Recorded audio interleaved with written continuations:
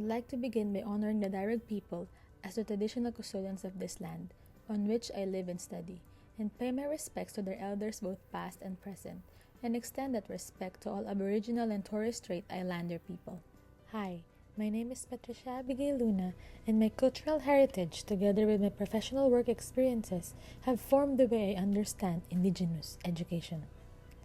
Being an international student and early childhood educator from the Philippines, who now lives in Darug Nation, brings special insight to my work in education. From my background in the Philippine nation, I observed how colonization directly affected indigenous populations like Aita, along with Igorot and Lumad, by enduring obstacles for educational opportunities. I start this educational journey while demonstrating open-mindedness, humbleness, and dedication to create an education system led by communities which responds to cultural traditions. Reflecting on the impact of past policies and their continuous influence on education, I will also investigate the socio-historic background of schooling for Indigenous people. For Indigenous Australians, the socio-historical background of education is defined by the legacy of colonialism and deliberate marginalization. Indigenous children were historically sometimes denied access to official education or exposed to courses aimed at destroying their histories and customs. Indigenous children were stolen from their homes and communities during terrible Stolen Generations episode in Australian history. Indigenous children today still suffer from scholastic disadvantage brought on by colonial policies, thus, this legacy influences them now.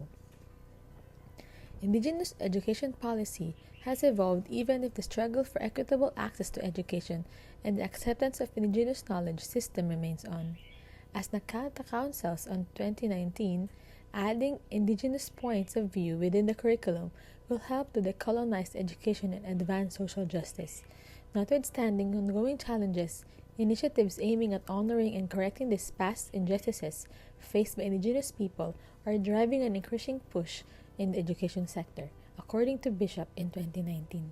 Coming from the Philippines, my first encounter with Indigenous cultures was from the setting of my own nation.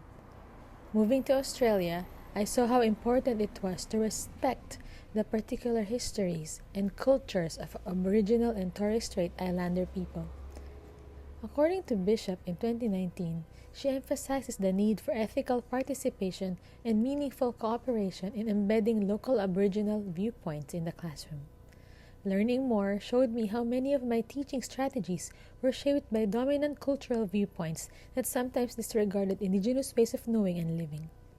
According to Bodkin Andrews and other scholars in 2013, underlined the need to confront statistical blindness and ensure that Indigenous students' identities, interests, and aspirations are respected and supported in learning environments. As a teacher, I commit myself to include Indigenous perspectives through Australia's educational policies. Including Indigenous languages in early childhood education is a crucial step in decolonizing curriculum which promotes justice and inclusion. Moreover, in 2015, there were guidelines which promote student satisfaction according to the National Aboriginal and Torres Strait Islander Education Strategy.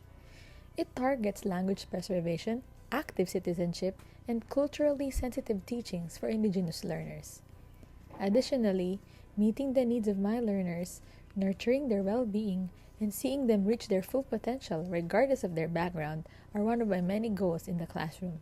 It aligns with the Alice Springs Mbantua Education Declaration in 2019, which highlights equity, excellence, and inclusion of Aboriginal and Torres Strait Islander perspectives. As an early childhood educator, I am dedicated to uphold and implement these policies in ways that promotes respect for Indigenous knowledge. Teachers have to see and question the hidden curriculum that might support cultural prejudices, particularly for non-Indigenous teachers like me trying to interact with Indigenous students. Bishop and Vast in 2016 contend that culturally sensitive methods of education call for a constant professional learning and reflection. Examining our teaching strategies closely will help us to build more inclusive classrooms. Furthermore, Wright and other scholars in 2012 emphasized the significance of relationality and place in understanding Indigenous viewpoints. According to them, education should focus on co-becoming meaning that the learning process centers on interactions among teachers, students, and communities. Moreover, SHIP in 2014 emphasizes the need to recover Indigenous knowledge and challenge deficit stories. She contends that Indigenous viewpoints must radically change how education is handled to represent Indigenous ways of knowing and not just be included in current systems. Yonka Porta in 2019 supports Indigenous knowledge systems as important and required frameworks for comprehending the environment. He reinforces this by learning from various viewpoints and contends that Indigenous teachers may provide more profound, meaningful learning opportunities. In conclusion, educating Indigenous communities involves more than establishing policies. Understanding Indigenous education means establishing genuine connections between people while showing regard for others and creating purposeful actions. My journey as an international student and teacher continues since I recognize both processes merge as a permanent learning experience. My reading or experiences show that the education should promote empowerment while actively preventing the system from creating new inequalities. Teachers need to approach Indigenous education in a genuine manner while being dedicated and open to making transformation.